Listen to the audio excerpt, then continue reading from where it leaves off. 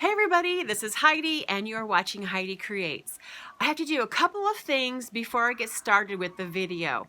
I got my notes here because I don't want to forget what I needed to mention.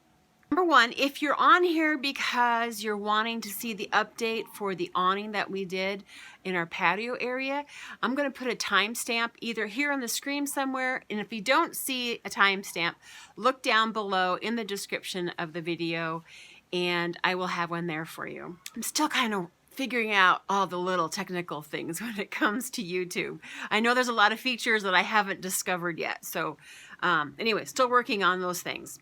And number two, that is letting you know we do have quite a few sewing videos coming up. I'm going to be doing some painting and free motion quilting, and I also have some special requests for tutorials on how to do things and how to incorporate certain things with quilting. And so I'm going to be doing some videos on those things. Those are requests by viewers. I have a lot more new subscribers to my channel. I just want to let you know, I so appreciate you joining up with me, and I promise to try to make this as interesting for you as possible. If you have any questions, or if you're wanting me to show you anything, and if I know how to do it, I will certainly give it a go. I love your suggestions, love your comments, and yeah, I will respond as quickly as I can to any of those. And here, well, I got to show you this. I'm sitting here outside doing this video, and my little ducks that live on the lake here heard me talking, and they've come up to see me. So I'm going to have to show you these guys. They're so cute. Hello, girls. How are you?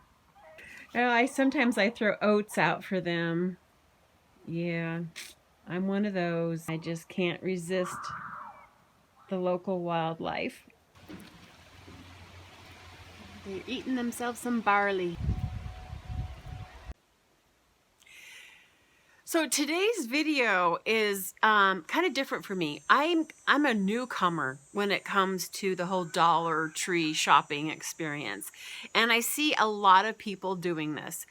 And I've always been of the opinion that you get what you pay for. And so I never really thought of the Dollar Tree as some place where you could go and really get good value for your money.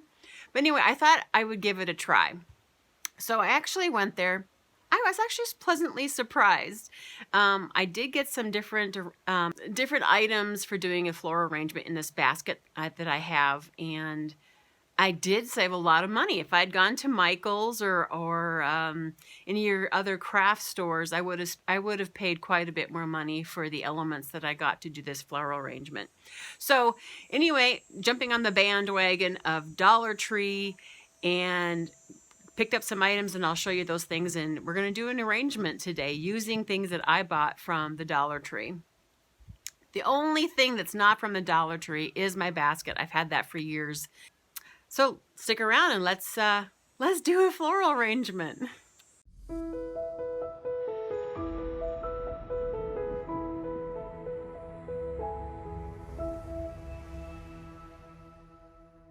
Here is my haul from the Dollar Tree, and I'm just going to share my thoughts on, fake flowers and elements like that. I feel like that when you're going to do something like that, rather than going super colorful or doing too much in colors, it just really begins to look very fakey. I tried to pick some things that are very neutral earth tone colors. So we've got browns and yellows and creams, a lot of creams. I have these daisy sunflower type flowers. Then I also got 2 of these stems of these white berries. I got some of this Spanish moss, which you really don't see a whole lot of it because it's going to be at the base of the flowers. Obviously, I want my splash of color, and I am like so many people. I love purple. 1 stem of the purple berries, and then 1 stem of these purple flowers. I also saw this cute little owl, and he kind of has a, he kind of reminds me of the, burlap stuff, and then it's got the natural fibers, the straw type fibers on him and stuff. And a touch of orange here in his hat, some browns. So that's a nice element there. And then I thought, let's go just a little crazy in, you know what, I like orange with purple. I think it's stunning together. And they have these fun branches that are actually, you know, these are actually more for Halloween, but they're awesome. They have glitter on them, and glitter's great. So I also picked up a package of this foam. And then I found a package of ribbon there that has that burlap look with a little bit of the lace in it.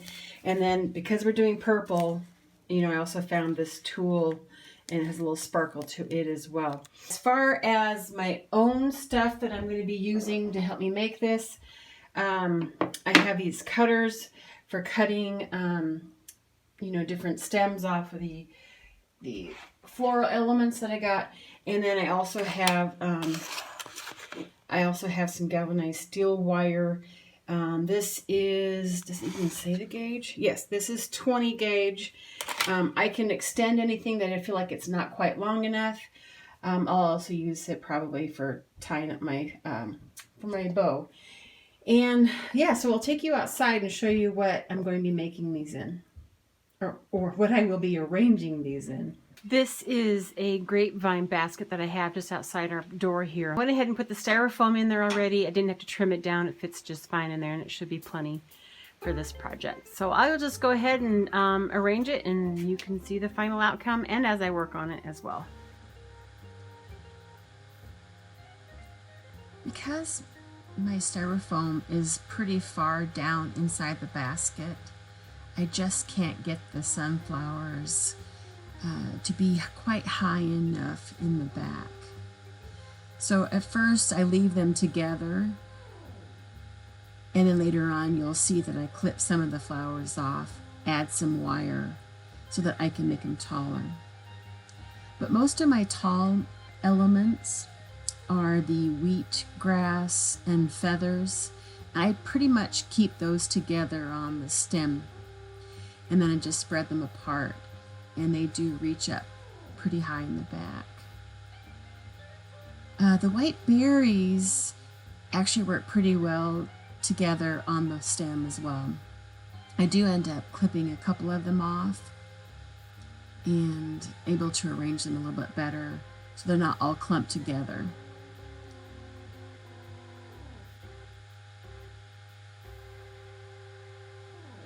And I really am liking the natural colors with this basket especially. It's very natural looking. So I think that works pretty well together.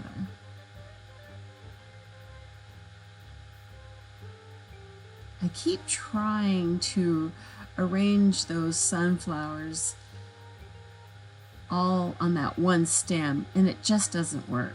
So I end up cutting a few of them off and adding some wire to them. And at first, that purple one is just too clumped, and I end up taking more out, adding wire. That way I can separate them a little bit better. This one is on a wire. And here I've taken one of the white flowers off, added the wire, and lifted it up in the back a little bit more. I will try the best I can to stay within frame, but this is the natural ribbon, and all I'm doing is I'm just looping it in this on the end. I tend to gather it in the back, and every time I cross in the back, I give my ribbon a flip because I need the pretty side to be facing up. So then I'll just loop back, trying to stay within frame. Give it a twist. Okay, and I tend to do my first two loops would be about the same size. The next ones will be a little bit longer, just a tiny bit. Give it a flip back there and then hold it down with my finger. And that way I got that right side facing out. Give it a turn, grab a hold, go a little bit longer,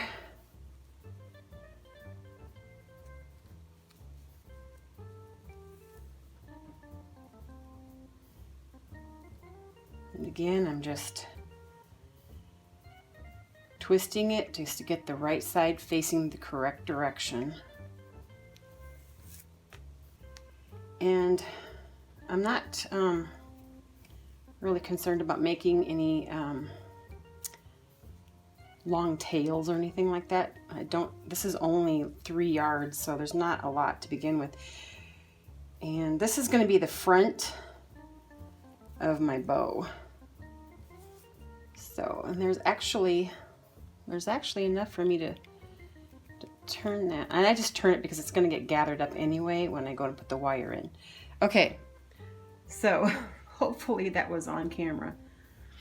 So now I'm going to put the purple behind it. Okay, there's no reason to loop the purple just because it's all hidden in there anyway. And this, you don't really have to twist unless you want to. I'm kind of used to twisting, so it's this kind of habit for me. So I'm just going to make this is going to be a nice background to this ribbon. So I'm making it a little bit bigger, and it's up to you. You can make each loop a little bigger than the last, or you can keep them the same size.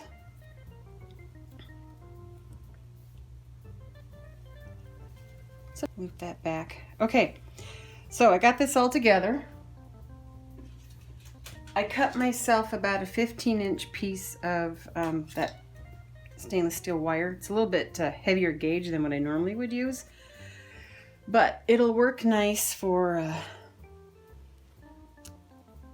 you know, sticking it into floral arrangement on that basket or tying it in. So I put it through my loop, cross it in the back, and then this is where once you cross it in the back, then you just run a twist. Really secure all those loops in there so nothing pulls out. Now it is just about separating everything and filling out the ribbon. So just positioning everything so it looks pretty. The brown ribbon here in the front, it has a wire on the outside edges, so you can really get them to open up nicely. I hope I'm staying within frame. I apologize if I'm not trying to.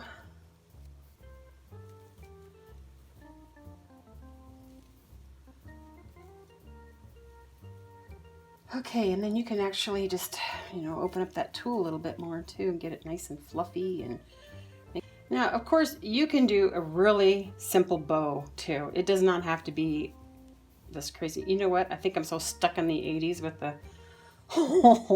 big fluffy bows.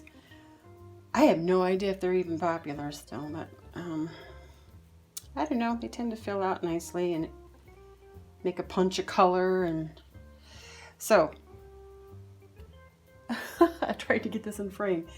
So here we go. I kind of filled it out, and you know, a lot of times when I put it in place, I do a lot of fluffing and zhuzhing. Don't you like to call that word? The zhuzhing word. I'm going to zhuzh it once it's in place. Say it too much and you're just getting ridiculous. As you can see, there is something missing from this bow, and yes, it's that purple tool. It just didn't work, so I got rid of it. I can probably use it for something else in the future, but I do like these orange twigs stuck in there. I think that adds a nice element. So a little update on the awning. As you might have expected, we did get a collection of water, which created these big pillows, like a big old bath full of water. So Ken has been putting his engineering mind into acceleration mode. Increased the decline from back there to the front, so they come down a little bit further. 12 inches Drop. of drop. Here's the big thing. Sky hooks that I suspended from the bottom of the deck, I can pull taut now on the low point, which will keep this trough from billowing down and collecting. Right. hopefully that'll keep all the rainwater flowing off and not collecting. So what I had to do is I had to sew these tabs at the center of each panel, whatever you want to call it, where it drops down at the lowest point. So this is our modification, and we'll see if it works for the next rainfall. Kind of see what it looks like here. So he calls these sky hooks. They actually look kind of cool, I think. Yeah. So, and then that one over there, that one has an angle to it, and so we just have a hook, an eye hook that's actually just on the post right here. We'll use that to pull that one down taut. That's the update on our awning, and if that doesn't work, we'll show you the next step, our next process, how we engineer that problem gone. Oh, This one needs so that one needs to be tightened up.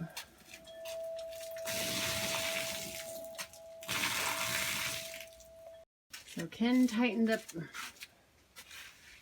the panels. What I call the panel. We're putting water in now. We'll just make sure this one will flow down. Well, you can see it catching right there, but just flowing off. Seems though that still it still has a pocket.